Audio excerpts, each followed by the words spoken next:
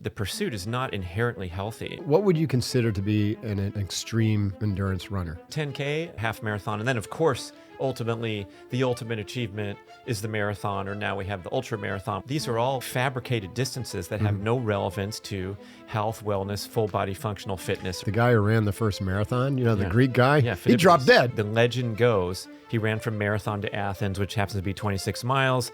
He got to the assembled leaders in Athens and he said, Nike, Nike, Neni Cayenne. That means rejoice, we conquer. That's where Nike brand name came from, and then dropped dead. But it's completely untrue. These elite runners, what effect is that impact and that just constant abuse having on their body? And are they shorting their life? Are they going to have problems? If you don't respect that impact of the chronological years, then you're a doofus. It's nice to have a youthful mindset, and we know that's one of the leading attributes of longevity. But the average recreational person is pushing and trashing their body. We're a hyper-competitive culture, and it's one of the things that actually hasn't served us well in a lot of ways because it lacks balance. There's a way to do it right, and there's a way to trash yourself. That's why I'm a big fan of... Welcome to the Mark Divine Show. I'm your host, Mark Divine. If you're a leader ready to grow, push your limits, and lead with deeper purpose, then you're here in the right place. And this show is dedicated to helping you lead with courage, resilience, and awareness. I'm super stoked for today's guest, Brad Kearns. Thanks for joining us today. New York Times bestselling author, former world-ranked triathlete, and current #1 Masters high jumper in the world at 60.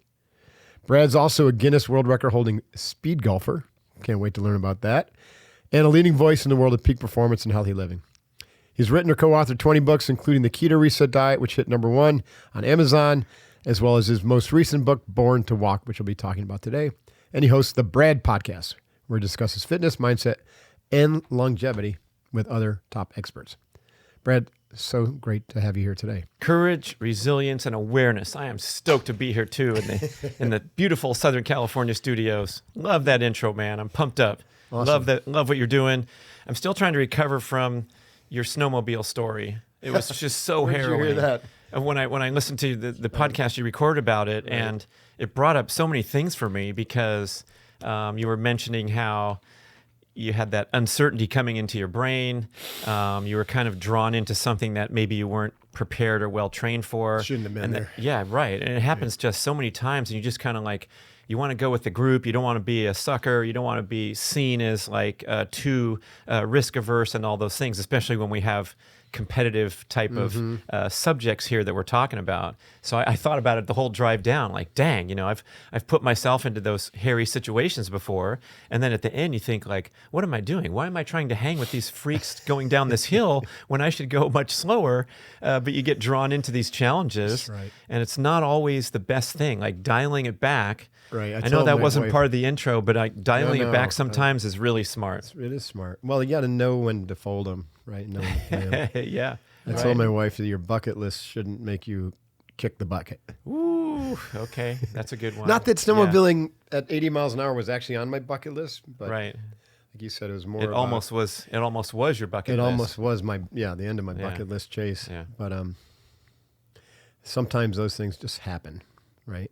You end up being in the right place at the wrong time for the right reason, and something happens. Yeah. And then the question is, do you have the capacity to own the lesson? As opposed to blame your ass off. As opposed to be the victim, right? Right, yeah. Now, here's a great example of how that played out for me. Like, I got run off the trail by another snowmobiler. Yeah. He didn't even stop. Yeah. And I could have been so mad at him. I could have figured out how to find that sucker, although that would have been probably impossible. But, Yeah. You know what I mean?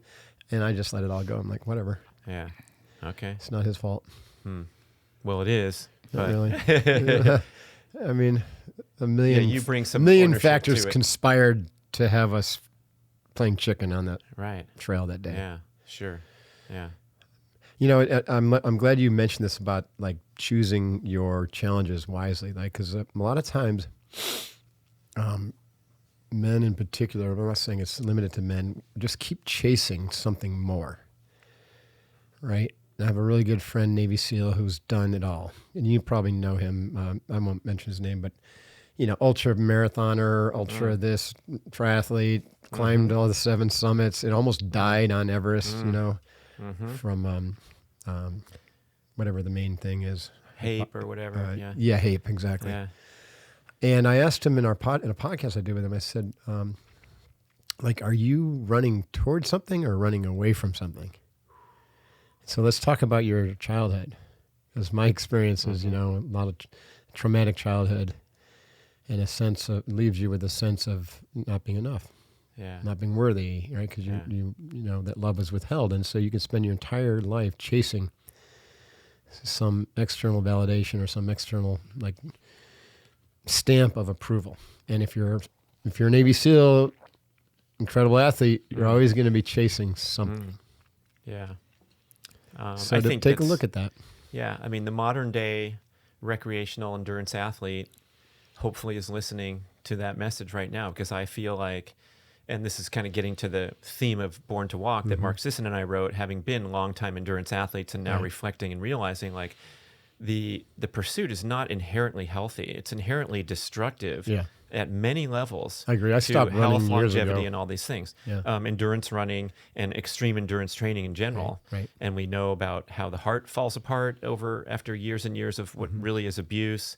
Of course, the injury rate is embarrassing and ridiculous. Yale University School of Medicine says 50% of regular runners are injured every year. Wake Forest says 73%. All this research from Europe, 37%. So half of runners are injured every year. They get an injury, which is an indication that their approach is flawed. Yeah, their and body's overly giving them stressful. an obvious message. Yeah. Stop doing this. Yeah. I'm And then sure it's there's- higher for, what would you consider to be an extreme endurance runner? Is it someone who does a marathon? Well, that's a good question. I mean, or someone who's out there running 50 miles. yeah, because think about it. Running a 10K. Oh, just a 10K? That's nothing. Well, it's 6 miles, which is a really, really long way for the human to run without stopping.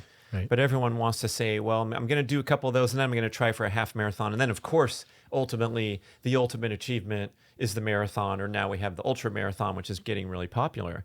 But these are all fabricated distances that have no relevance to health, wellness, full body functional fitness, or It's longevity. interesting, speaking about the marathon, right? The guy who ran the first marathon, the Greek guy, Yeah, he dropped dead.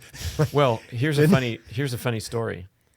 That's the legend of what happened. Right. He ran from marathon. This is Phidippides, was a true legendary Greek hemerodromos, is a foot messenger in the army. Right. So this is the most selected and most talented of The elite runner. 1 in 10,000 soldiers are picked to be a hemerodromos. His father was a hemerodromos as well. So they would run around, and they were faster than horses over rough terrain and spread important messages. So the legend goes, he ran from Marathon to Athens, which happens to be 26 miles. He got to the assembled leaders in Athens, and he said, Nike, Nike, Neni Kayan. That means rejoice, we conquer. That's where Nike brand name came from, and then dropped dead. But it's completely untrue. Is that right? It never happened. It was The whole event never happened? The whole thing never happened. Wow. It was made up in an 1879 poem by Robert Browning, who wrote this fanciful story of the amazing, victory and all that, completely made up. And so 1879, 1906, they decided to bring the marathon back to the modern Olympic Games, 26 miles, inspired by the poem that the guy made up, taking his liberties from Greek history. Here's what really happened.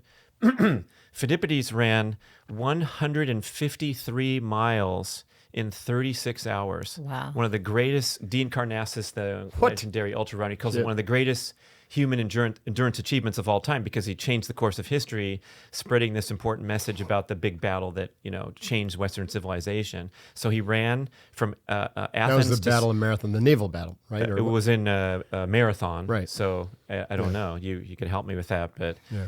the real battle, all these things. This was after the Spartans had their thing at Thermopylae. Okay. It was 2 years So afterwards. he ran from Athens to Sparta, and he said, "Hey, I need your guys' help. We're going against the Persians in battle." And the Spartans said, "Oh, we're still on vacation. We can't come yet." So he turned around and ran 153 miles back. So in 6 days, 72 hours. So it's 3 days? Right. He ran 306 miles.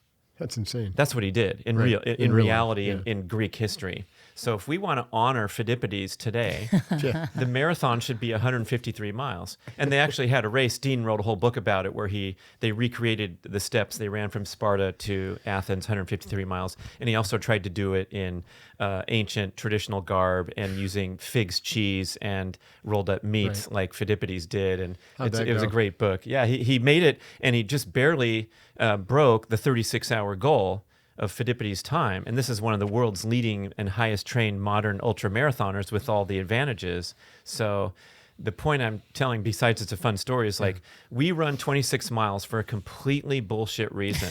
And we're asking the masses now. New York City Marathon, 53,000 finishers. The most London just beat that with 56,000 finishers of whatever. But we're also honoring, or we're also modeling the elite Olympic runners, because the marathon started with the early Olympics.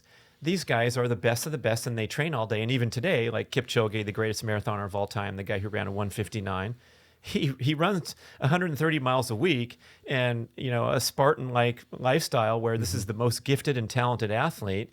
He races the marathon, but everyone else is just trudging along, and it's extremely destructive to the body. If a marathon finisher went from the finish line to the ER, they would present as myocardial infarction. They were having a heart attack right now if they took their blood and their enzyme levels and all these things. And these damage enzymes in the liver and in the muscles remain elevated for like a month after running a marathon. And any marathon can tell you, like, you don't feel so good for the next several days, and even a couple weeks, you're just shuffling along to the grocery store. Right.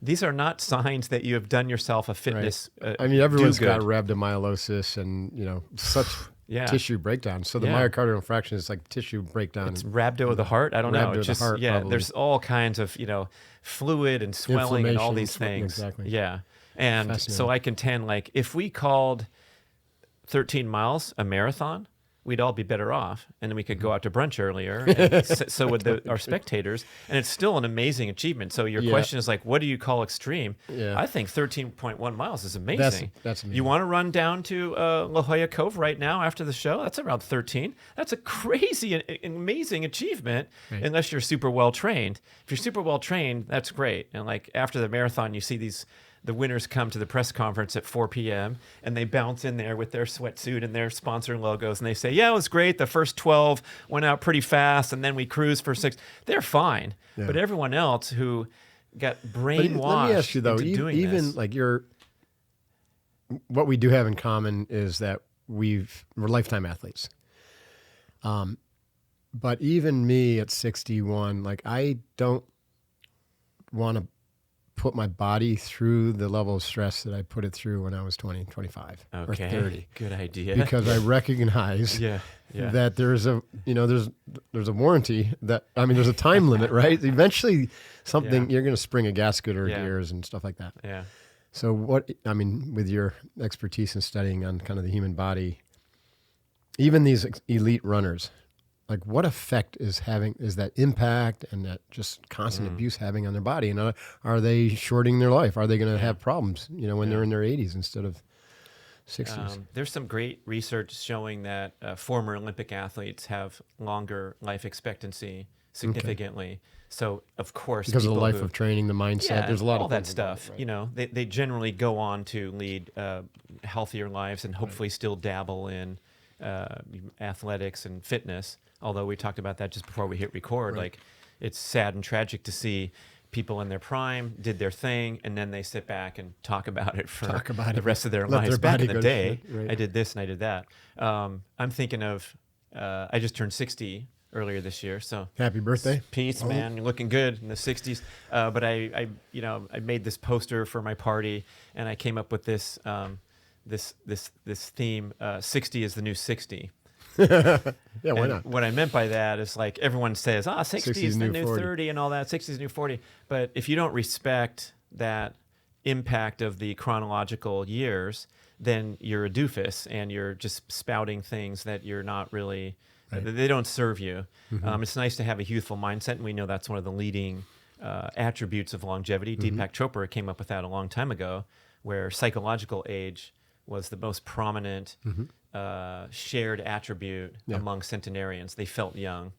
But I'm managing that that issue right now because we can't go and floor the gas pedal like we did when we were 25, Right. or we'll be sidelined.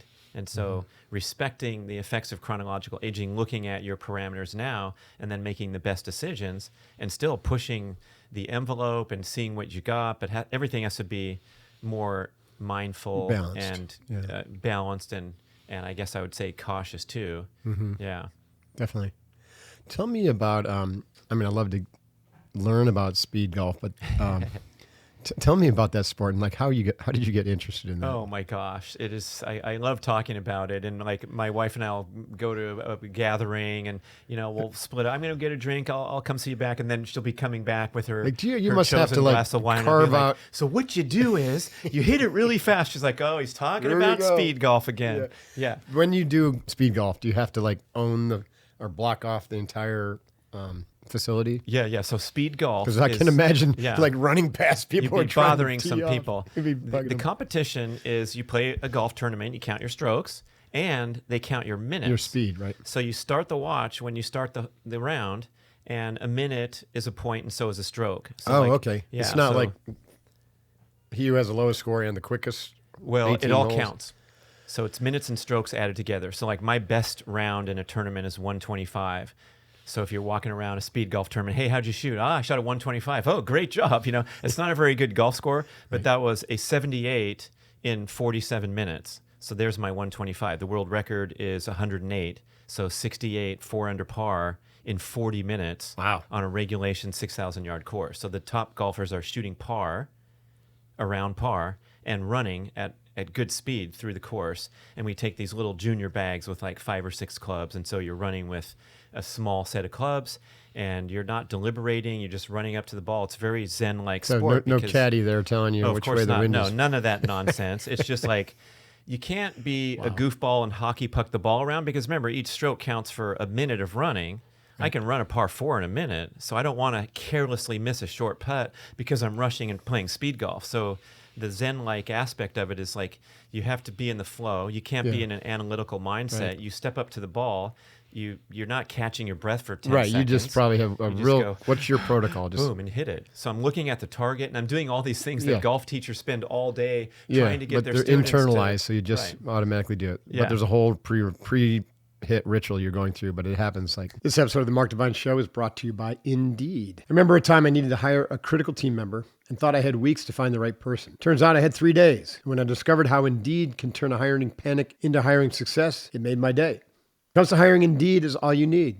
You can stop struggling to get your job post seen on other sites. Indeed's sponsored jobs section helps you stand out and hire fast. With sponsored job, your post jumps to the top of the page for your relevant candidates so that you can reach the people that you want to find faster. Makes a huge difference. According to Indeed data, sponsored jobs posted directly on Indeed have 45% more applications than non-sponsored jobs. One of the things I love about Indeed is that it makes hiring so fast because you're not waiting weeks for the right candidate to stumble across your posting. They see it immediately right at the top where it belongs. Plus, with Indeed's sponsored job, there's no monthly subscription, no long-term contracts.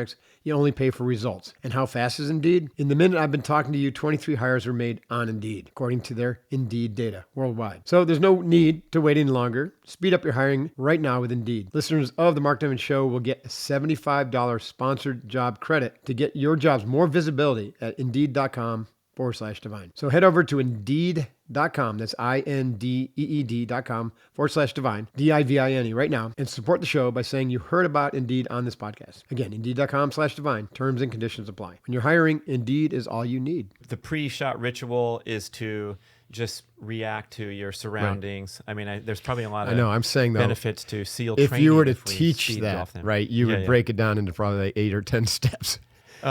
It's funny because But they're all just happening Yeah. now, and we call it unconscious competence. and right? I'll like beg people to try it. My brother's a champion golfer his whole life, and I said, well, you got to try speed golf one time. He's like, and he's a good jogger and all that. So we sent him out for 4 holes, and he'd never tried it before. and he went par birdie, and he finished before he goes, I can't believe it. It's I was probably the out best of my game mind. he's ever had. Yeah, because you're toning down all that nonsense that doesn't serve a recreational golfer. right. The stuff we learn on TV, where we watch these guys spending 5 minutes looking at, well, it's about an 8 mile per hour wind coming from the left. He's going to choose a 7 or an 8.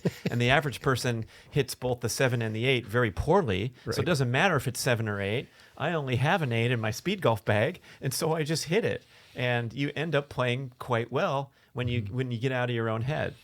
That's fascinating. Yeah. That speaks to mindset then. Yeah, that's so That cool. it's Yeah, a it's- Well, shift it's in mostly mindset. It's at the that point. mindset that we all want to get into the zone. You're automatically in the zone because you're moving so quickly. Right. And in my case, because I have a little bit of a temper out on the golf course, I'm competitive. I want to play well.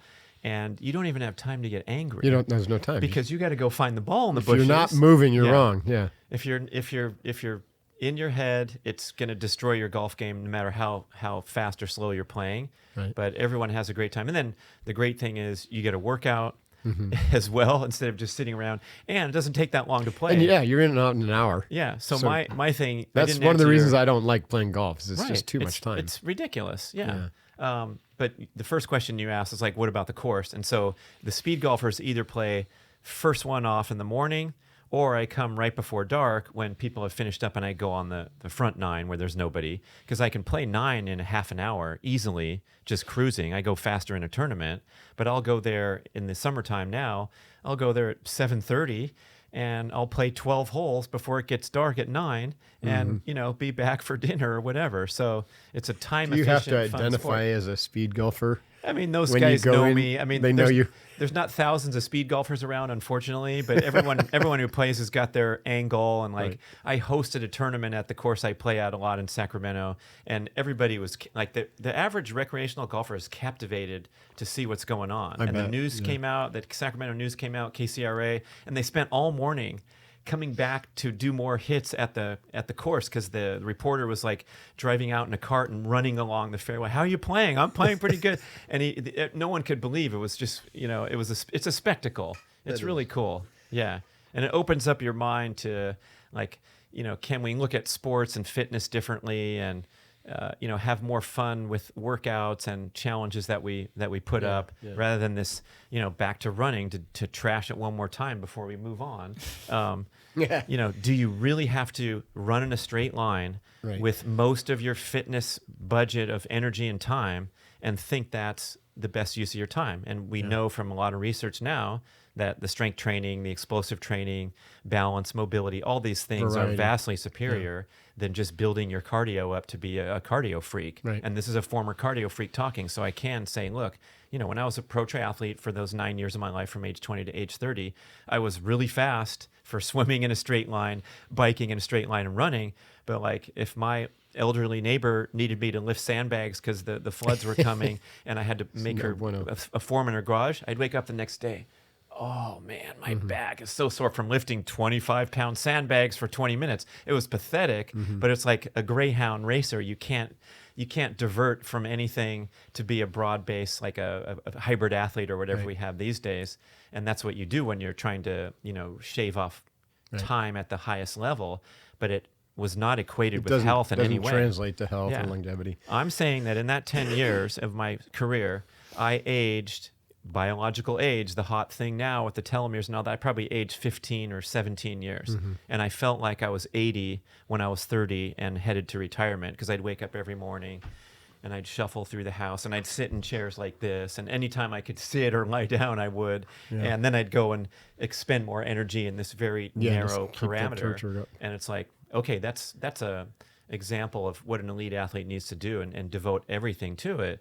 But then to see all these people doing this in the name of health and lifestyle balance, that's where we go back to your initial comments. Like, what are you running from, and why are you pushing yourself so hard and suffering to this level, knowing that it's not even the way to get fit and fast? Because that's the balance. And you're not going to find what you're looking for. So are you saying, like, too, I'm wondering, are you saying, like, okay, maybe have these, like, elite athletes that do the elite sports, but all the people that are doing it and, like, pushing themselves so hard, there's probably a better way to be healthy? Like, Like, and also there's a better way to be fit. And to be fit, sure. yeah. You want to do it, you insist on doing a marathon or an Ironman, Yeah. let me tell you how to do it the proper way.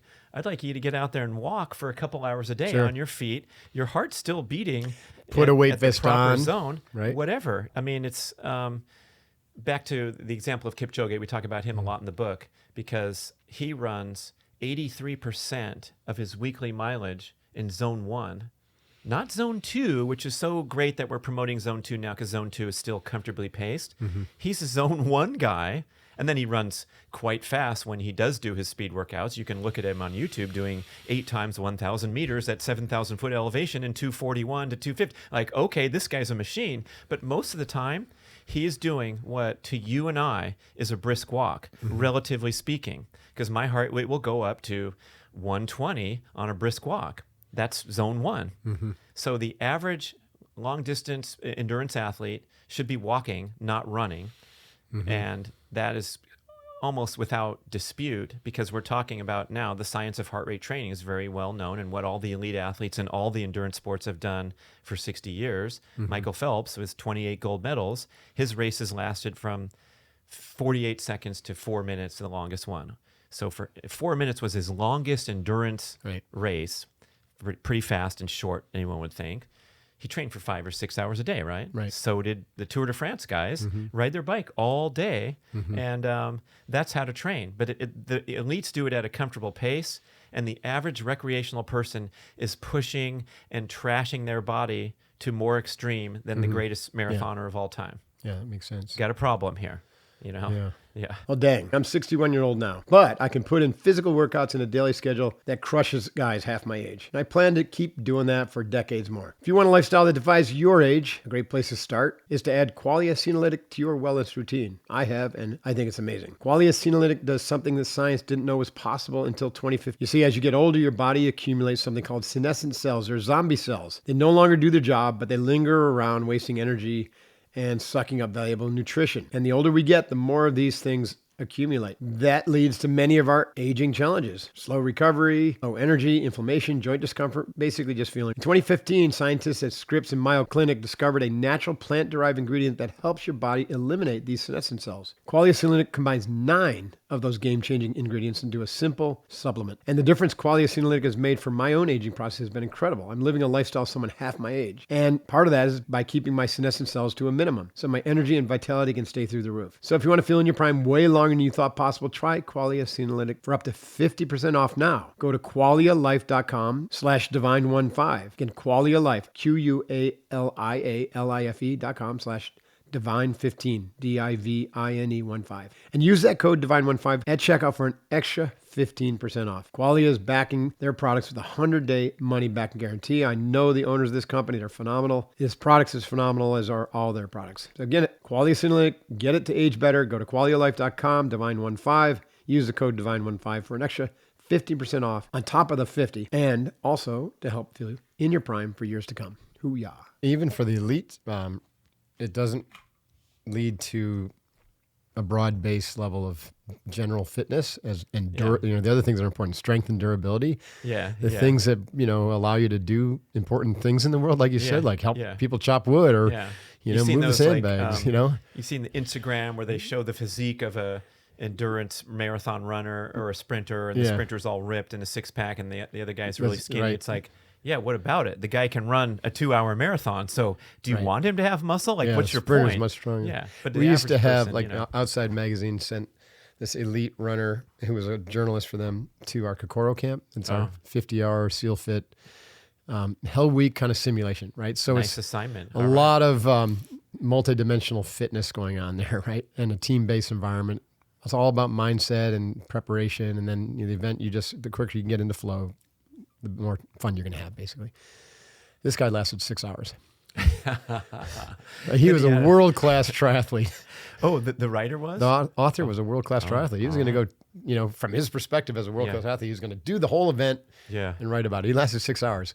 Yeah. He ended up writing a really good article about it. Because we said, okay, you can hang out and observe, and you're done participating. But so he hung out for the whole 50 hours, and he wrote about it, which didn't do us any favors, because he basically said it's the hardest thing you could ever do in the world outside of, SEAL Hell Week. Right. It is hard. It's very hard, Catherine. Exactly. She Do you think knows it's doable with the right mindset?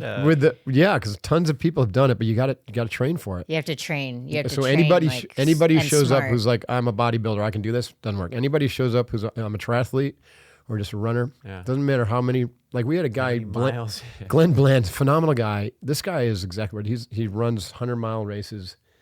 It took him 6 tries to get through the program. Wow. That's mental endurance. Wow. And he finally Good for did it. him. Yeah. And you have to be able to train, like Mark said, the durability and strength, but it's the mindset and it's the ability to be adaptable because you're working with a group of people. Right. And so anyone that does solo training and comes in and isn't working, like used to working and communicating with other people, it's really challenging for them. It is challenging because I think most elite athletes, even those in the professional world, they're kind of treated like a solitary thing. Like it's my body, it's my skills, it's my, I've got my role and my place to play. Yeah. And at an elite level, it all comes together because everyone else is at an elite level, right? Uh-huh. But, for the average person, it's not that way. You need to ask for help. You need to be there to support people. You need to be head on a swivel, check your ego at the door. And it's extraordinary when you can combine that type of training and fitness with challenge with these endurance events. That's why we're running our last one this year because we've been doing it for like 20 years, but it's just an extraordinary event to watch people just transform. Again, it's not about how tough I am, right? It's about how I can come to this event and quickly get out of my head and get out of my ego and be a good teammate. So I'm sure it's designed to bring out those skills. It's designed to if you're ready, to transform you as a human being. It exposes like any mental, emotional, any blockages. Blockages or weak spot. I'm not a graduate of Kokoro, but I did, I think, a 16-hour one. Right. And in the group dynamic, just like anything where like even like a group conversation, say, around something that's controversial. So you're going to be exposed to an idea or something that you hold as true in a group dynamic under extreme circumstances of like a lot of noise, a lot of stimulation of other things than just noise, right? And so imagine any way that you can be made you. uncomfortable. Navy SEALs have figured it out. Yeah. And so they keep you extraordinarily uncomfortable for 50 hours straight. Yeah. Wow. Like they And some of it's through the physical. I mean, they buried me under the thousands sand. of push-ups, thousands of burpees, thousands of pull-ups, Yeah. rucking under load, carrying strange objects. A lot of times people carrying in stretchers, all of it with time-based performance hacks and complex problem solving and teamwork, and it's just fascinating. So you see, like when people have a little rabbit are hole. only looking out for themselves, Yeah. like those, or they start to get frustrated with someone else and they don't, instead of turning around going, how can I help this person? And they just start to make that person on their team the enemy. The person that's doing that usually quits. And then the person that needed the help often will thrive because they know how to ask for help. It's just really interesting. It shows a lot of interpersonal psychological dynamics that. Yeah. This is one of the things that tie it back to Born to Walk. I think it's great because walking, sometimes it's nice to do it alone, right? So you can kind of like get that Zen state going. But man, there's a lot of people putting on the weight vest and going out as a team or as a group. So it's a great way to train. I've always said this, if you train with a team or train with a group, you're going to get more out of it. You're going to grow more, right? There's going to be evolution involved. When you train alone, it's just about yourself. But when you train with other people and you're caring about those other people and they're caring, about you, they're watching your back, then you set your standards very high and you hold yourself to that standard. Yeah, you don't want to let your teammates, you're serving something bigger and you're serving your teammates. So I would love to see, fitness, adventure, these things that we're talking about be much more team-based and less competitive because it really, we're a hyper-competitive culture and it's one of the things that actually hasn't served us well in a lot of ways because it lacks balance, right? It promotes narcissism and it promotes like behavior that is almost destructive toward others. Yeah. or toward yourself. Because if you're ignoring others, the needs of others, you're ignoring your own needs. So I think as we move forward, especially in this age of AI, to promote things that are going to like slow people down, promote more integrated, holistic, multidimensional health, Yeah. right? And is done as a team to develop a sense of community and to move away from kind of this idea that I am the sole operator of my universe. Like we actually all are, we all need to work together. Yeah. And we're in a loneliness epidemic, they say, We are in a too. loneliness So, like, epidemic, to right. build community. And I'd love to hear more about Born to Walk. Where did the book come from? What was the idea about it? Well, I think the impetus came from seeing this tremendous continued explosive growth in the endurance scene. Yeah. And that's nice because people are getting off the couch and doing something and reaching goals and having some good social aspects to a lot of the endurance community. That's, I think, one of the best parts about it is they meet and they have what are they called now, where you can it's like a good dating opportunity, the meetup running clubs and so forth. But by and large, the mainstream approach seems to be pretty flawed, as quickly as evidenced by the injury rate. And also there's a high rate of attrition, and I think the dispensation of too much energy in the direction of something that's not really genetically aligned with how humans are supposed to exercise for optimal results. Mark and I have been talking about the primal blueprint for almost 20 years now, which, looking at evolutionary biology and the history of how the human is operated, we move around throughout the day. We're designed to be in near constant all-day movement for best health.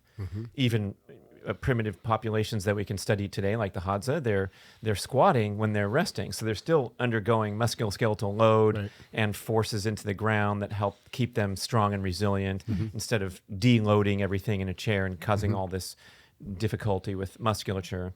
So if you love that community and you have these wonderful goals and aspirations, there's a way to do it right, and there's a way to trash yourself. And so we can speak to that as, from experience and contend that most people are pushing themselves too hard with these medium to difficult workouts. The exercise physiologists call it the black hole training. So, now exercise is categorized by zones. Somehow somebody came up with zones. We didn't have those a long time ago.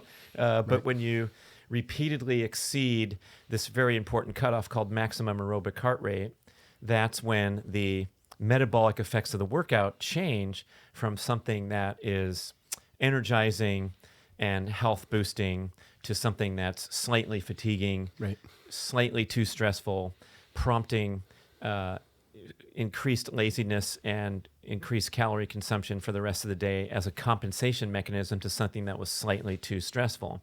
So really simple, the fat max heart rate, we also call it, is the exercise intensity level at which you're burning the maximum number of fat calories per minute.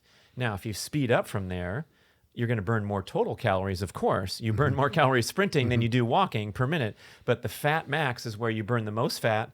And then if you speed up, fat burning drops in favor of a quick spike in glucose burning, quick spike in ventilation, stress hormones released into the bloodstream. Now things are getting serious. You kicked into fight or flight. Yeah.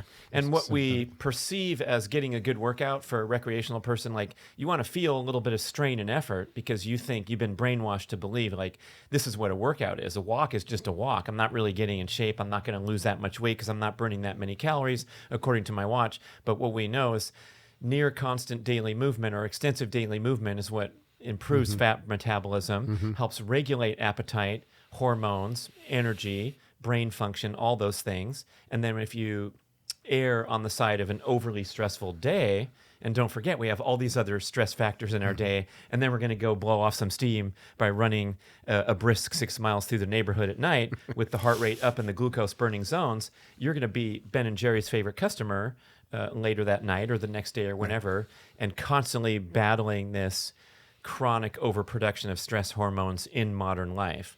Right. In contrast, walking is a stress reliever.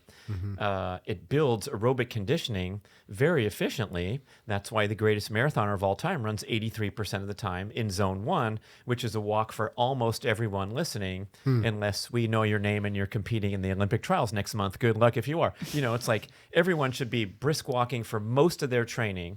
And then over time, as you get more and more efficient, what happens is you get faster.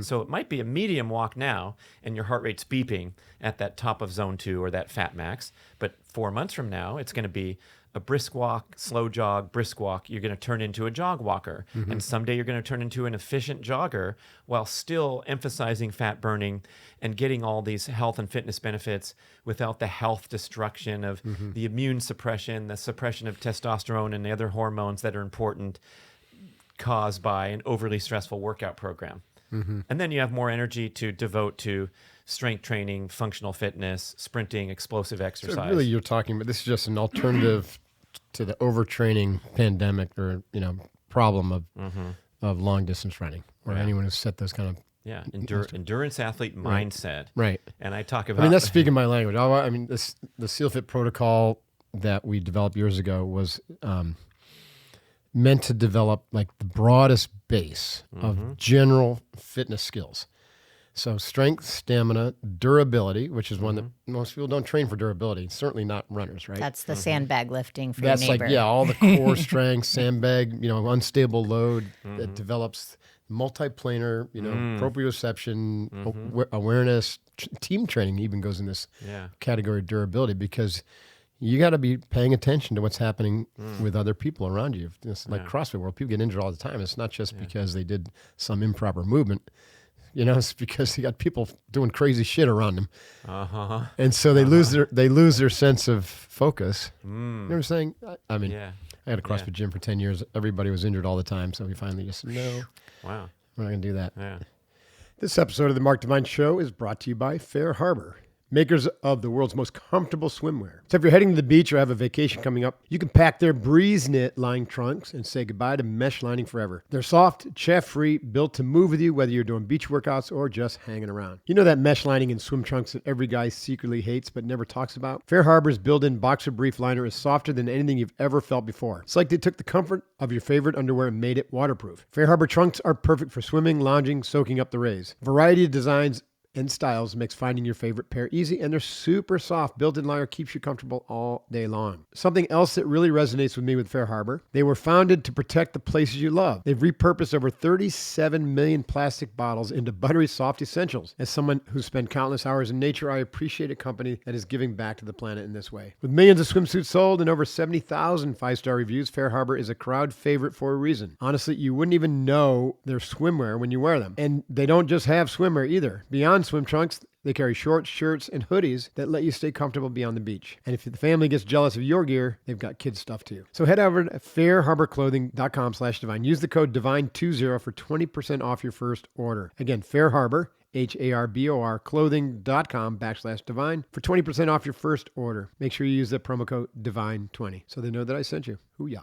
Anyways, broad-based general fitness. So walking is a really important component of that because... again, especially if you're going to put some weight vest on, right, which is going to give you a little bit more aerobic energy, a little bit more core strength, a little bit of joint strength, some of that pressure. But you're not burning yourself out and you're not damaging your joints and limbs and everything. And you're going to have a lot more energy to then layer in your strength training and your durability training. Yeah. Every fitness endeavor requires an aerobic conditioning base. If you play adult league basketball or softball, or you're really into lifting and you like powerlifting and lifting the big weights, all those things are, by definition, cardiovascular exercise. The heart responds to demand, even if it's lifting a set of weights and then resting 2 minutes and then going and doing your next station and your next station. From the time you get out of your car in the parking lot and walk to the gym, And of course, when you're doing the set, your heart rate's going to go up and spike, and then it's going to go back down into still a training zone while you're sitting there sending text messages while hogging the bench press while I'm waiting, which seems to be a common thing in a lot of gyms. But you're still in training. And so this notion that cardio has to be steady state is also a made up bullshit thing from the racing community where, yeah, it's a good idea to train at a certain pace and see how, you can cope, and then you're going to go run the marathon at 9-minute pace and you know what it is. But there's no obligation or rationale to devote a lot of time to steady state training. And in fact, you'd get way more benefit from doing the park course at the park where you stop and do push-ups. I don't see people using that stuff. They're just jogging along and skipping it all because they want to keep to their pace or whatever their notion is. So, mixing it up, avoiding injury by, having more variation. Variety, Yeah. That would be a nice general fitness No, I totally suggestion. agree. So a great protocol, and I want to hear from you about like someone starting out. What's a good way to get kind of like going distance wise, and Right. But we would train again. Back to I'm a big fan of weight vests or a rucksack, because in the military, we're always walking. In fact, Because we had to walk the places. rucksack. We invented the rucksack. In fact, It's a we German word meaning provisions carried on the back or something, right? Isn't it? Exactly. Yeah. And the SEALs innovated, the modern kind of like tactical backpack, because they Wow. got tired of the old Alice pack. It was Oh, okay. dug into your hips, and it was like this big metal frame. And so the parachute riggers, Wow. Mike Knoll was probably one of the pioneers there. He started sewing these packs together and like, let's try this, let's try that. Wow. And created $1 billion industry. Nice. Yeah. But anyway, so that idea of like you're going to walk, but then you're going to stop and do some work, right? And so that work is going to be like different. You're going to need to use different tools to be able to do that kind of work. That's the work of stamina, durability. It might even be a firefight, it might be building something, but then you're going to walk again. So training was always rucking under load, at least for us. Nowadays, they have a lot more mobility, but we always either swam or walked to our target, Wow. carrying stuff. Yeah. And then we had to do hard work once we got there. And so I designed a program. I was like, that makes a lot of sense for the average person, right? Oh, yeah. Just do a lot of walking and then learn how to do a lot of work. And the more austere the tools, the more natural the tools are. That's why I'm a big fan of like primal fitness, natural movement, because it gets you out of this kind of gym-based idea that I have to go to the gym to work out. No, you don't. You go to the beach and there's a log there, pick it up and, carry it or do some squats so many with it. people during pandemic are saying, I got out of shape, because my gym was closed. I know. And I'm like, what does that have to do with getting out of shape? Like, what are you talking about? Yeah, wherever you go, there's your gym. And, you got two also arms, two it's legs. like the best workouts are the ones that you enjoy and will sustain. And so whatever that is, and if you're loving going to the gym, and I don't go that much, but every time I go, I love it because I get to unload my self-discipline and motivation and just leave it to the environment. Right. Whereas at home, I'm always thinking like, I could do something else. If I have something really tough coming up, I'll be sweeping the floor because it does look a little dirty before I head out to torture myself with more of the stretch cords or whatever. So that's for everyone to decide what works. But exploring and breaking free would be. Right, Brad, if someone's listening going, that sounds interesting, but I get bored walking. I don't know. I think it doesn't sound like much fun. Yeah. What's your recommendation? How do you make it fun? Well, that's a good question. You could. I'm going to slog along for a few hours. Like, you could walk to a destination. Go get some ice cream. Then there's a reward and all that. But I do think we're obligated to manufacture artificial opportunities to move because everything's so convenient and easy today. Right. And if you kind of need some excitement or motivation, or you don't think it's fun, I think we need to check our values and belief system, because maybe brushing your teeth isn't that fun either, but most people listening are pretty good at brushing their teeth, and it's into that category of habit. Right. And I talk about my morning routine a lot. I have like an online course showing you how to design something that would work for you for mobility, flexibility. It's like a mix of yoga, strength training, balance. And I do it to prepare for my sprint workouts because I was getting injured too much. And I realized like I need to do something every day to like raise my fitness platform in general. So as soon as I get out of bed, I hit the deck every day. I don't look at my phone. 84% of Americans do, according to Adweek survey. They reach for the phone. It's the first thing everyone does in common. So if you want to be in the 16%, the elite group, get up and start moving right away. And that's the best way to form a habit before there's any more distraction. And I know people don't have 30 minutes like I do to devote to this, but if you have 5 and you can do a few sun salute moves and stretch and feel the blood flowing, it's a great way to wake up, especially if you can do it outdoors. And now these things get into that category of habit rather than, oh, my to-do list is already so long. And now Mark and Brad on their interview are talking about these 3 other great things to do for fitness. Put on a rucksack, go and do bicycling, swim to your target. Okay, thanks a lot. Swim to my target. What the F does that mean? Oh, like in the movies when they come out of the murky lagoon, they're swimming to their target.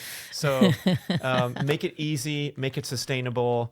There's the familiar examples of like, I have a staircase in my house, and my rule is when I have to ascend that staircase, which I do all day long, I do fast feet, sprint drill every time.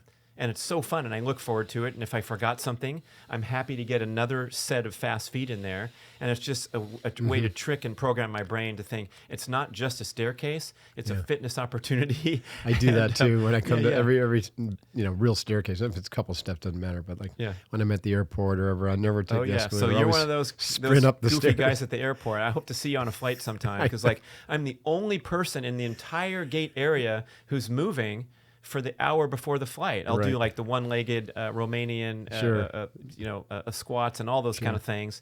And we've got lots of videos of our airport time back in the day with SEAL Fit. Just nice. Cranking out burpees. Just great. Sweating. I don't do that as much anymore. Great studio opportunity. Yeah. You get all sweaty, get on the plane. Yeah. So I love the stair idea. I love the idea of putting a pull-up bar up, and every time you pass under it, just do a pull-up. I like to call them micro workouts. Yeah, little micro workouts. Like, you can do 50 squats here and there. On every hour in the hour, do something. 50 push-ups, 50 squats. Yeah. A few pull-ups. My friend Dude Spellings in Texas during the pandemic, he put his hex bar in his doorway. He's working at home, and he said, "Okay, I'm going to do every hour this many deadlifts." And then he added pull-ups, and then he added something else. And like by 5 months later, he was like in the shape of his life, and he's counting up going, oh crap, if I do this every hour times 8, he's doing 8 sets of deadlifts every single day. Then he had to like tone it down a little because it was such an amazing fitness routine, but you don't think about it because the deadlift bar is in your way. You have to do six reps before you get out of the door. And so I think we can make a lot of progress with this easy, comfortable, relaxing life that we lead now, just to sprinkle in things that are fun, but not too intimidating. So if you think one of those ideas I suggest is stupid, that's fine. Do your own modification one where you just park further away at the big box store and walk it in, and no one does it. They just go and wait around for another spot. Right. Are you leaving yet? No, I'm not. I'm just going to my car. So leave me alone and park way over there. Like, no one does it. That's awesome. Yeah, I call those spot drills. Spot drills. Spot drills. Love it. Yeah. So, I mean, even if you did nothing and you just did a few of those a day, every day, like you said, like your friend. Yeah. I mean, it's, fitness, it's like stacking time under pressure. Yeah. And people under healthy pressure, right? Yeah. And so the endurance running puts too much time under unhealthy pressure, and that's going to lead to, bad results. Yeah. But if you just did like, one I added recently, which is just a lot of fun, is I play AC/DC's Thunderstruck. Uh-huh. And every time they say thunder or thunderstruck, do a burpee. Burpee. And it's a lot of fun. AC/DC fans know that they say that 17 times. And that's like 36 times. Whoa, nice. All right. Yeah. So stuff like that is fun. It's a little burst and then... Yeah, I think we've been brainwashed in the fitness industry to believe that you need to do an hour workout, and you need to be sweating profusely at the end, and it needs to be this programming. It's got to feel like a lot of work. Yeah. You got to do it with the song Roxanne. Rocks. Oh, God. I've got to find, Love it. Although ACDC's, you can't. But even in elite running, there's this new training strategy called double threshold that the great middle distance runners of the world are doing. I think it was really popularized by Norwegian Jakob Ingebrigtsen, the #1 middle distance runner in the world. And it is a splitting of the workout. They usually run twice a day. And historically, they'd jog in the morning and loosen up, and then they'd go to the track and kill themselves in the afternoon. So now the hard work that's accumulated over the course of the day is split up to 2 anaerobic threshold workouts, which the threshold is a really challenging pace to work out. It's like a race pace for an hour-long race, but you're doing intervals like 25 times 400 meters in the morning, and then 8 times 1,000 in the afternoon. Now, if you try to do both of those in the morning, it would be extreme, and you'd probably have to recover for a couple days, even in elite. But by splitting it up over time, they recover more quickly, and they're still accumulating a tremendous amount of work. And taking it back to the spot drills, the average person, after 365 days of just sprinkling things in, they're not going to be as much risk of being tired or injured or burnt out or anything, because nothing is too daunting. It's not too daunting to race up a staircase. But if you go to CrossFit and you do 20 box jumps followed by a run around the block, and you're too slow for your team, so now you're just going to be toast at the end. So what's going to happen to long term down the line? And then we talked about being 60 instead of 25. I think that's where we pay the price, is when you foolishly overextend your limits. And I'll say, taking NSAIDs before you do your training for your half marathon, you're just borrowing from the bank. I'm a good friend with Simon Whitfield, the Olympic gold medalist triathlete from 2000, Olympic silver in 2008. He had an amazing career on the pro circuit, lasted for 12 years at the very top of sport. And then I was interviewing him after his retirement a few years into it in Victoria, BC, Canada. I said, so Simon, describe your current fitness regimen. What do you do these days as a retired Olympic gold? And he goes, today I'm coached by my 80-year-old self. And I'm like, that is the best one-liner I've heard from, you want to make your 80-year-old self happy with your decisions that you make today. Right, and you might need some rebalancing after a year of that punishing training, right? Oh my gosh! So you don't want to stop training, but let's find some balance and have some fun. And my 80-year-old self was shaking his head every day that I woke up and trained during that stint on professional triathlon circuit. And we'd fly on airplanes, and to beat jet lag, you got to land and run 8 miles as soon as you get to France at 10 in the morning. Okay, and it's idiotic, and you pay the price down the line, might even pay the price later that week when you did too much trying to beat jet lag.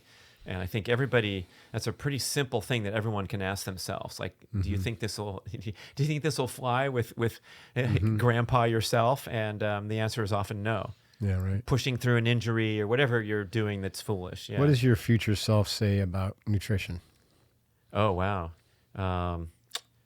Even in recent times, I've been doing this Michael Jackson moonwalk backpedaling drill, because the deeper you get more and more into information this, is coming out. Yeah. And you see the controversy going on, and I kind of relish some of these, voices putting out their message strongly, and I'll look further into it. But then I talk to my regular family and friends who aren't deeply immersed into this stuff, and there's confusion, disinterest, still vulnerable to mainstream programming of big food telling them that the snack is okay because it's gluten-free. Gluten-free gummy bears, hey, that's great, all that kind of nonsense. And so we need to really simplify things.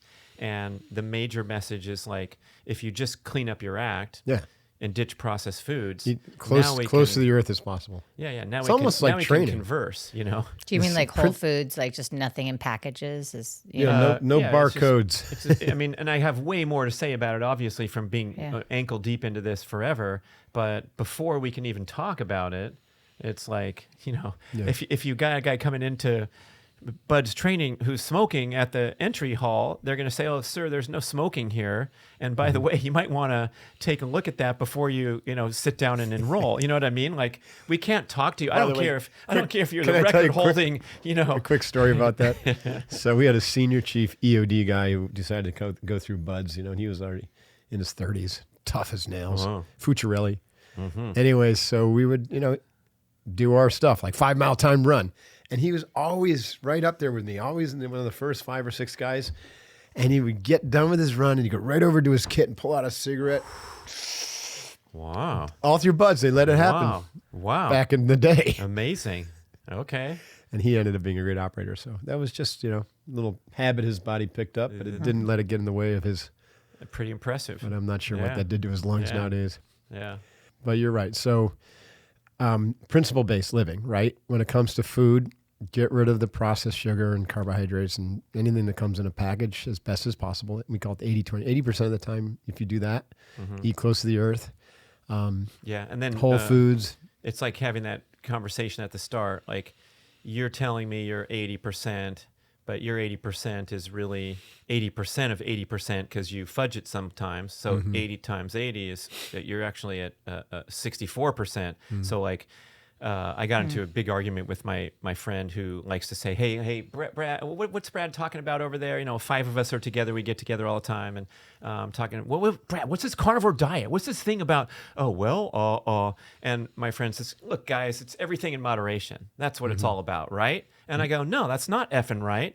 And you haven't done anything moderate in your entire freaking life. You're the highest performing in his career. He's super competitive on pickup basketball. He's in the top 10% of the world in Peloton. He didn't even know that till he sent me his report. I'm like, you're in the top 10% of the world.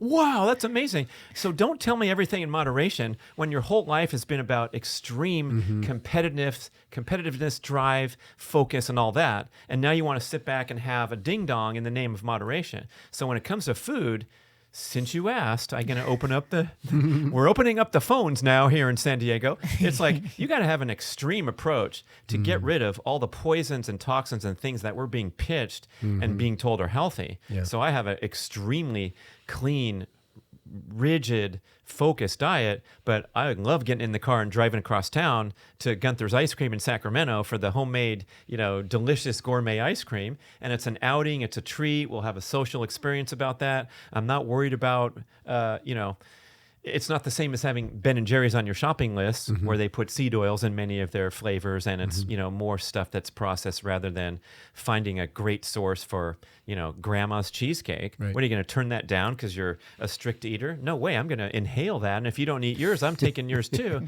But I'm also earning those calories from working hard and being fit. So I like to recommend an extreme approach with this color behind it. Because we're bombarded with terrible things, especially dining out.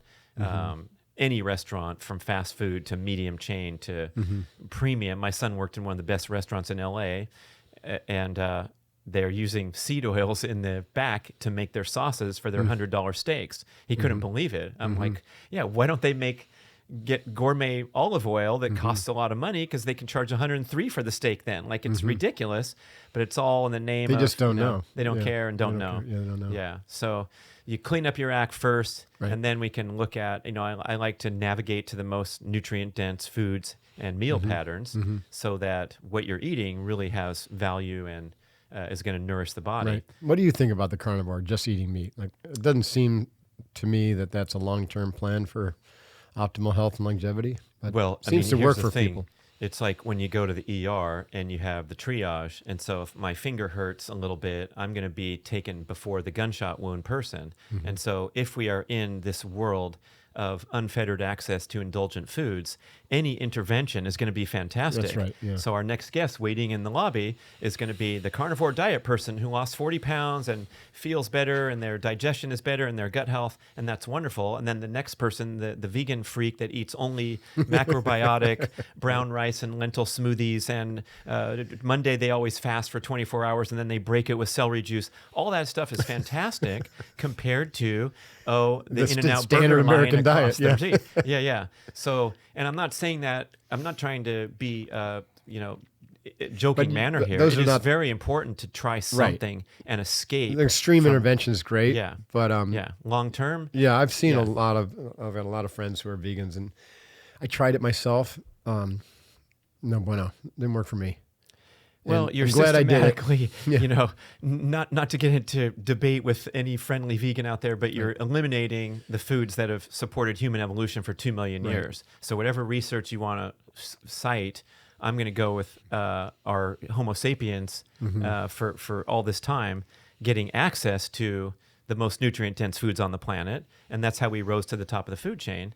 Meanwhile, we split from the gorillas 2.5 million years ago, I believe. And so, you know, today's gorilla spends 11 hours a day chewing roots, shoots, and leaves to fuel this tiny little brain to survive. And we took a different branch because we started to get animal foods and marine life and things that were nutrient dense to grow a bigger brain.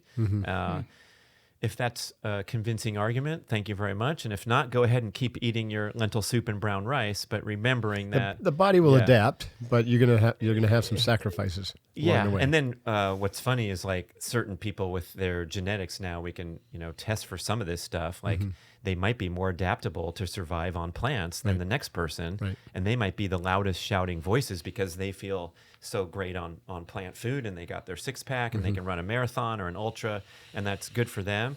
But yeah, I mean, personal experimentation and being, I think, a little more reasonable with evolutionary biology is a good thing to reference when you're making dietary choices. Right. Yeah.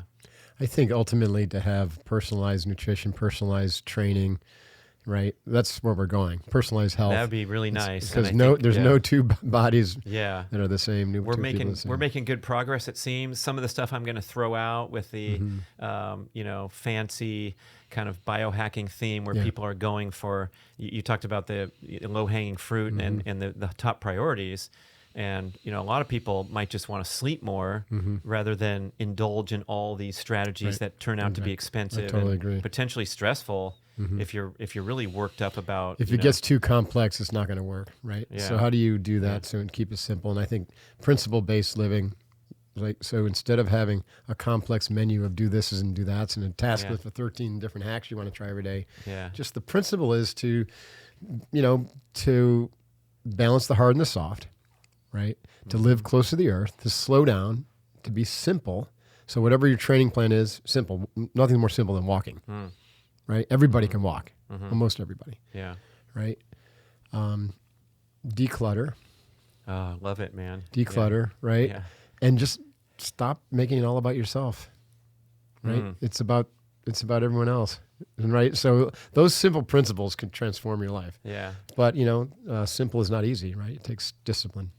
Especially the clutter part. I'm thinking of the discipline of throwing something away that I might need later, but it feels so good when you do it. That's what's cool. Yeah.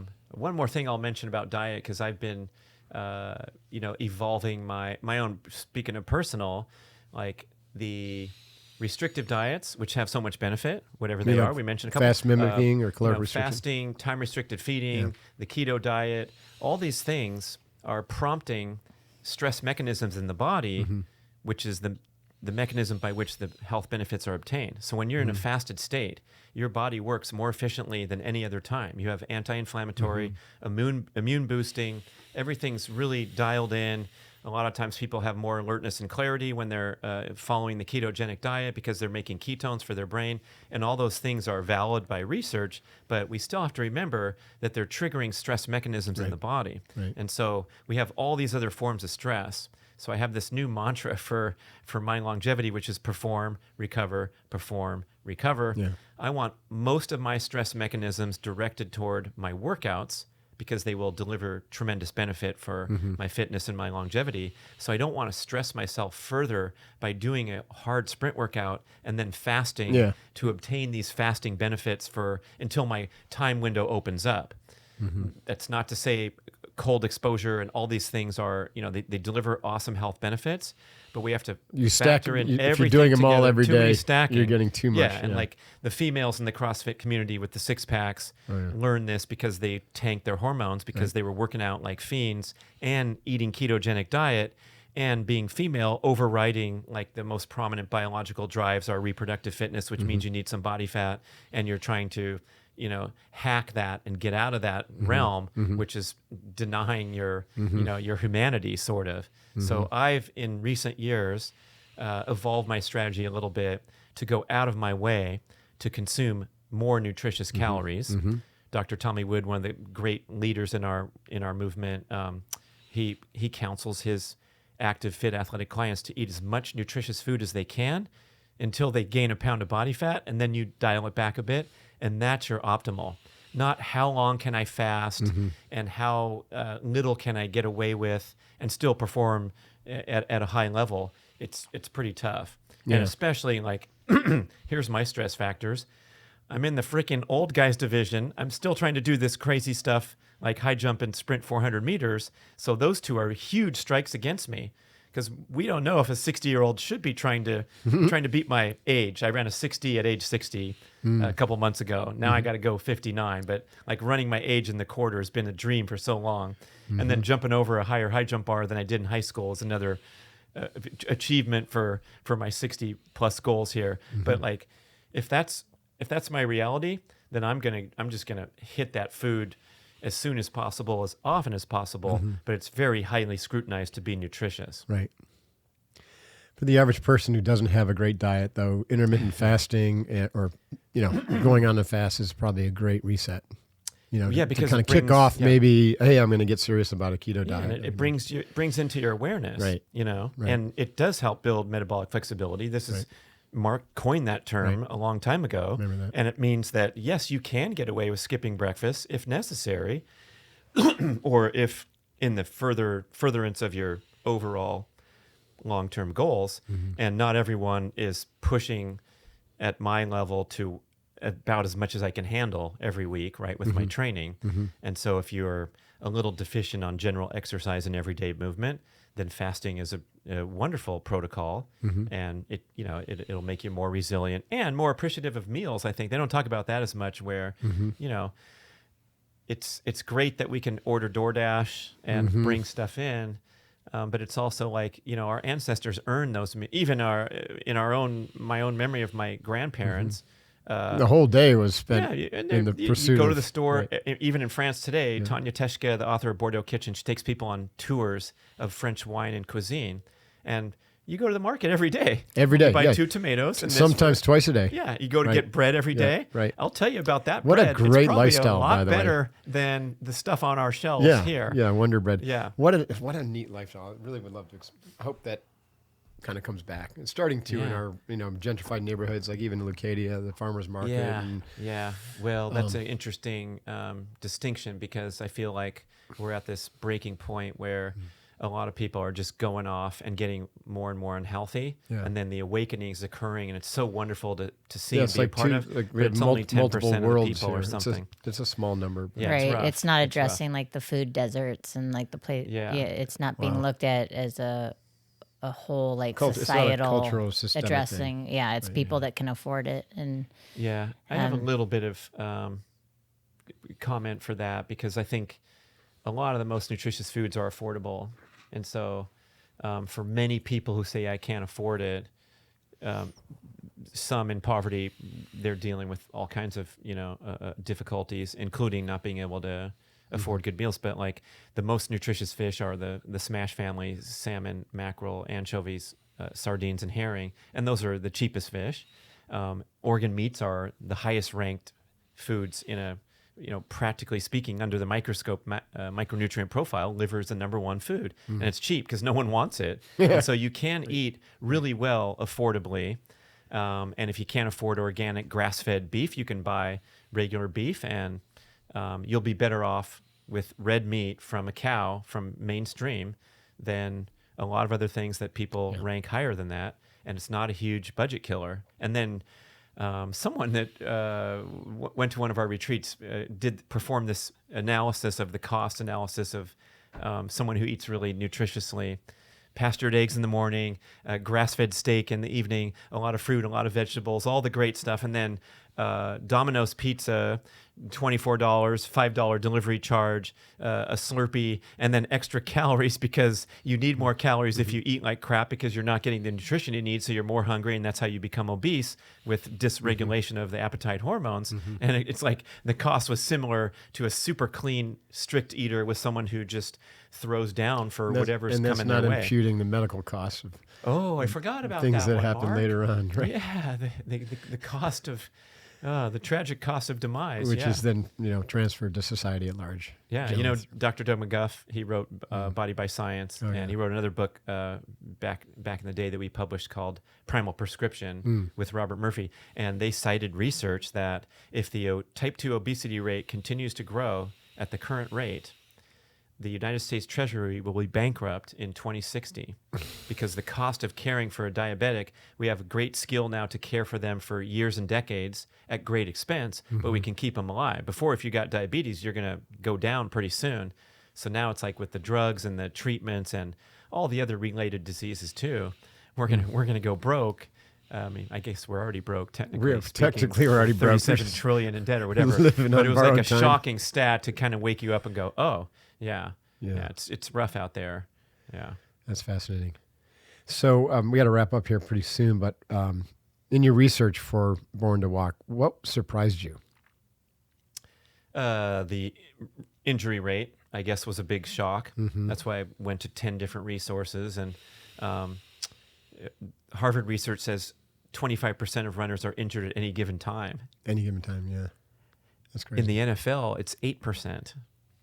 So Wow. the jogging community who are training for the marathons are injured at a greater rate than NFL players. Of course, the injuries are a little different. Right. The NFL has a 31% annual injury rate, 8% at any given time. And the runners half of them are injured every year, 25% at any given time.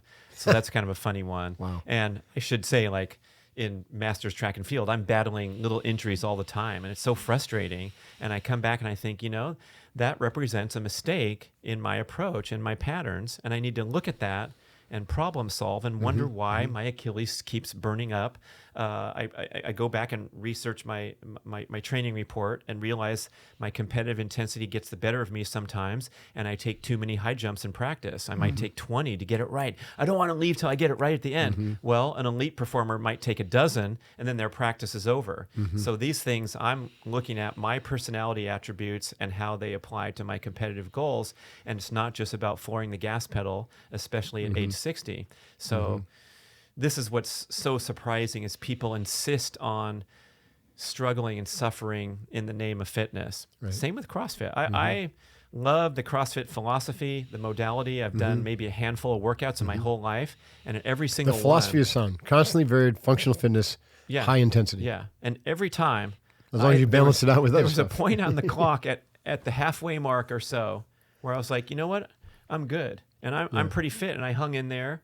But you're asking me to do another set of those things I just did with great precision? I can't. I'm cooked now. Yeah. So I had this thought, like, I wish I could leave it halfway. I wish someone would call me on my phone and it would be an emergency. And I say that not to trash CrossFit, but like there's a point where we get sucked into the vortex of competition and group energy, and you got to know when to pull that plug or whatever term you used before. For me, it was the high intensity, the stressor of the overstimulus because of my nervous system. So like when I used to train on a regular basis that way, I was constantly inflamed. I kept having those micro injuries. And when I stepped away and I went back to walking, yoga, and surfing, my body, like I dropped like 15 pounds, not changing anything about my diet. Wow.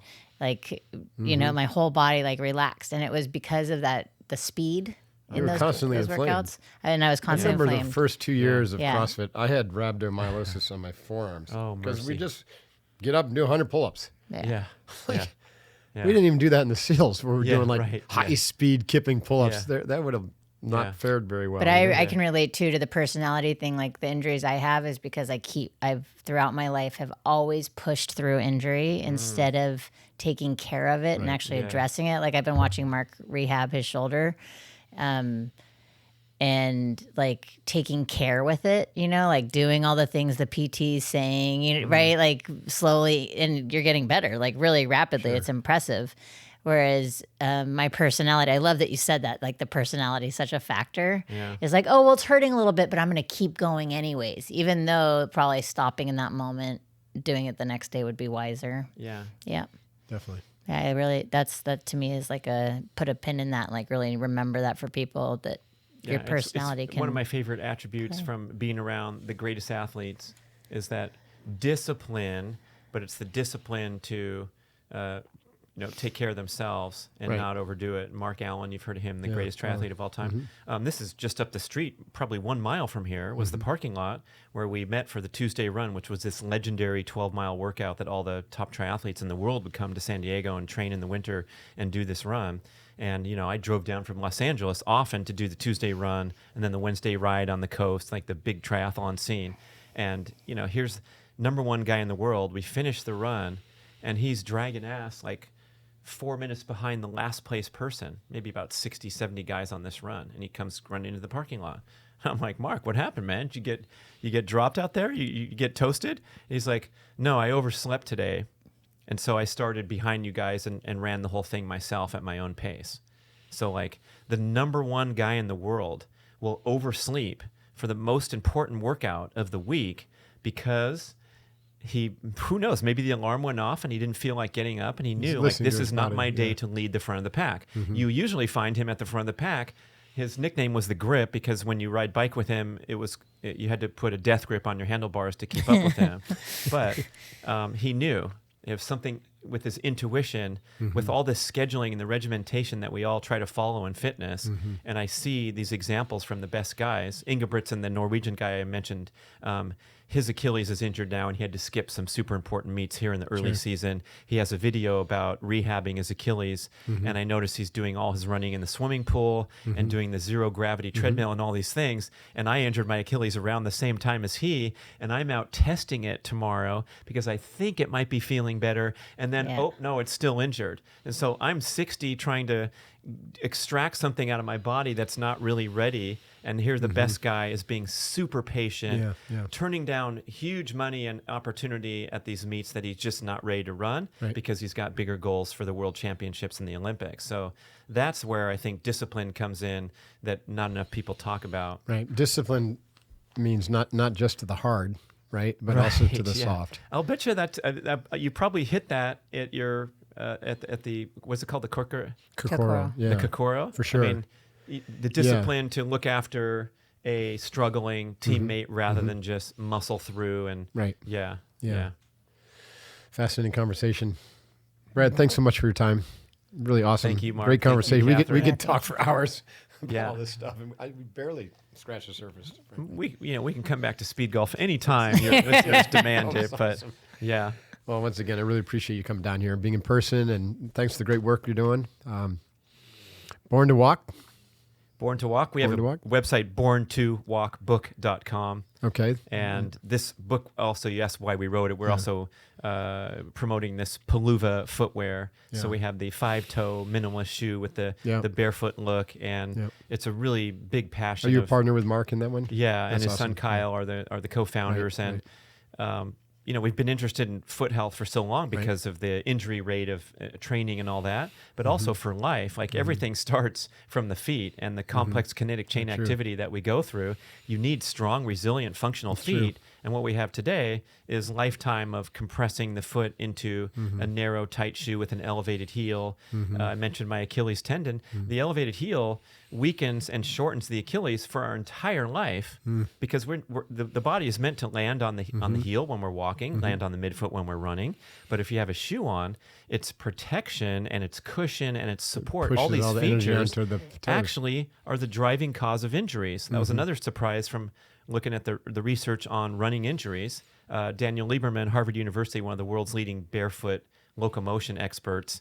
He wrote a book called Exercise and some other books. He shows research that a barefoot landing is 7 times less traumatic than a heel strike in running shoes, which the running shoes... I remember that. Yeah. They enable poor form because it's soft and cushiony and you don't feel the jarring impact going into your extremities. But if anyone is asked to take off their shoes and run down pavement barefoot right now, even a recreational person... You become a pose runner real quick. You have perfect form. Right. Because you have that neural feedback. You demand perfect form from your body, because if you were to land on your heel and bare feet, you couldn't even do it. You jump off a 3-inch platform and try to land on your heel. You will not do it. You'll land perfectly on your midfoot, and your foot will flatten and splay and do all these things that humans have been doing for 2 million years to have beautiful locomotion. So we're trying to get back to barefoot style with the Peluva shoes. Peluva. Can you Peluva, spell yeah. that? Peluva? Yeah, it means a foot glove in Portuguese, a glove for your foot. So you can see it's a very nice, tight, snug fit where there's no, people ask, like we're at the trade show and they're like, oh, is there a lot of support in here? I go, oh, there's absolutely no support. The point You is don't your want foot is supposed to be the support. Yeah, and there's not a lot, there's no elevation. So the worst part of a modern shoe is that the heel is higher off the ground than the midfoot and the toes. And so you're running, you're standing, walking, exercising in a way that is throwing off your posture, your landing pattern, your transfer of energy. Everything's off about it. And again, this came from, the running boom started with Nike inventing these shoes so that people could go run who really shouldn't be running because they weren't adapted enough to run with correct form, which is that beautiful midfoot landing with balanced center of gravity. And you see what an elite runner looks like. They look like a deer springing down the street. And then you look at the video of the 53,000 marathon runners and they're just shuffling along. Right. Yeah. And that's what's the cause of injuries is poor form enabled by modern shoes is the driving cause of running overuse injuries. Makes sense to me. Yeah. Wow. All right. That's cool. And thank you for joining here on the Mark Divine Show. I appreciate you walking this path of leadership, growth, and impact with me and these incredible guests. If today's episode inspired you, share it with your friends and colleagues, spread the word, leave a review to help others discover the show. And if you'd like to go deeper on the training, some of the things we talked about here, you can visit unbeatablemind.com to explore how you can work with me directly in our personal leadership development and transformation programs, or you can follow us on Instagram at Mark Divine Leadership for more insights. Until next time, be unbeatable and hoo-yah.